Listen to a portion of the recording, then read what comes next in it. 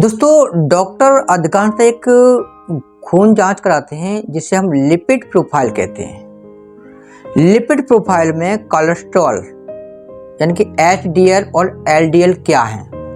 वो मैं आपको बताता हूँ। बड़े ही आसान तरीके से मैं बताऊंगी कि एचडीएल और एलडीएल क्या है। कोलेस्ट्रॉल के बारे में तो आपने सुना ही होगा, और इसमें आपका एचडीएल जिसे हम अच्छे वाला कोलेस्ट्रॉल कहते हैं, एलडीएल बुरे वाला कोलेस्ट्रॉल कहते हैं। मान के चलिए हमारा शरीर एक शहर है और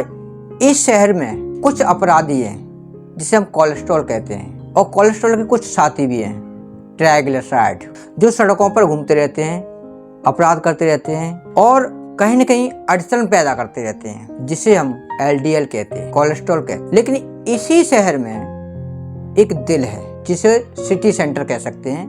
और इस दिल से पूरे शरीर की सड़कें जुड़ी हुई हैं, पूरे रास्ते जो जुड़े हुए हैं इस दिल से जुड़े हुए हैं। अब जो अपराधी होते हैं यानी जो कोलेस्ट्रॉल अपराधी हैं वो इन सारी सड़कों पर घूमते फिरते रहते हैं, धमनियों में कोलेस्ट्रॉल जो घूमते रहते हैं तो कहीं न कहीं परेशान करते रहते हैं, सड़कों को ब्लॉक करते रहते हैं, यानी कि जो ब्लड का फ्लो होता है और जमा हो जाते हैं, तो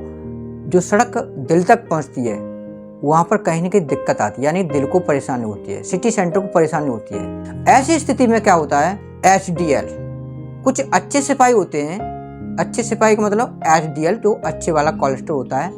वह कोलेस्ट्रॉल बुरे वाले कोलेस्ट्रॉल को, यानी जो कोलेस्ट्रॉल होता है उसको जेल में डाल देता है, यानी कि लीवर में डाल देता है, और लीवर पेशाब के रास्ते बाहर निकाल देता है। लेकिन साथ में उस अच्छे पुलिस वाले यानी एचडीएल के साथ में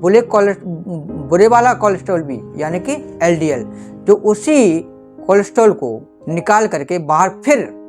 सड़क पर छोड़ देता है, जिससे फिर वह उत्पात मचाने लगता है, यानी कि सड़क को जाम करने लगता है, यानी कि ब्लड का फ्लो सही नहीं हो पाता है, ऑक्सीजन दिल तक सही नहीं पहुंच पाती है, कहीं न कहीं दिल तक ये ऑक्सीजन या ब्लड सही फ्लो नहीं होगा तो कहीं न कहीं दिक्कतें पैदा होंगी, दिल को परेशानी होगी, घबराहट होगी, बेचैनी होगी। तो ऐसे शहर में कौन रहना पसंद करेगा जहाँ का सिटी सेंटर यानी दिल को परेशानी हो रही हो, वहाँ कौन रहना पसंद करेगा, यानी घबराहट होगी, बेचैनी होगी, अपराधी घूम रहे हैं। जहाँ पर एचडीएल की संख्या कम हो जाती है यानी अच्छे कोलेस्ट्रॉल की संख्या कम हो जाती है और एलडीएल बुरे कोलेस्ट्रॉल की संख्या बढ़ जाती है, वहाँ पर दिक्कतें ही दिक्कतें आती हैं। अब समस्या इस बात की आती है कि इसको हम कैसे कंट्रोल कर सकते हैं कि अच्छे वाला कोलेस्ट्रॉल की संख्या ज़्यादा हो और बुरे वाला कोलेस्ट्रॉल बिल्कुल भी ना हो। समस्या कैसे सॉल्व करें, इसके लिए मैं आपको बताता हूँ। जब कोलेस्ट्रॉल की प्रॉब्लम होती है, कोलेस्ट्रॉल की जब प्रॉब्लम होती है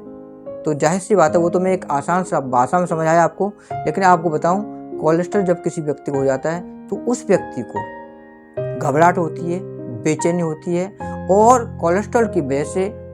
उसको हार्ट अटैक की बीमारी, कार्डियक अटैक की बीमारी हो सकती है, कुछ भी हो सकता है। ऐसी सिचुएशन में हम कोलेस्ट्रॉल को कंट्रोल कैसे करें, कम कैसे करें,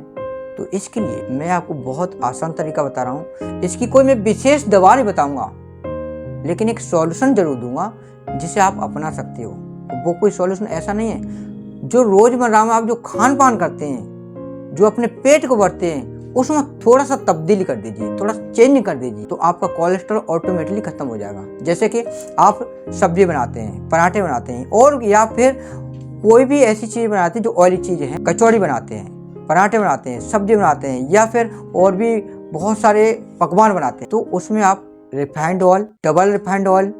ट्रिपल रिफाइंड ऑयल का इस्तेमाल करते हैं, या फिर डालडा का इस्तेमाल करते हैं। और ये refined oil, double refined oil और ट्रिपल रिफाइंड ऑयल और ये डालडा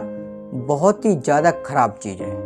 सेहत के लिए तो विशेष तौर से परेशान करने वाली चीज़ है। ये हमारे दुश्मन है, जिससे कोलेस्ट्रॉल बढ़ता है। इसकी जगह पर अगर आपने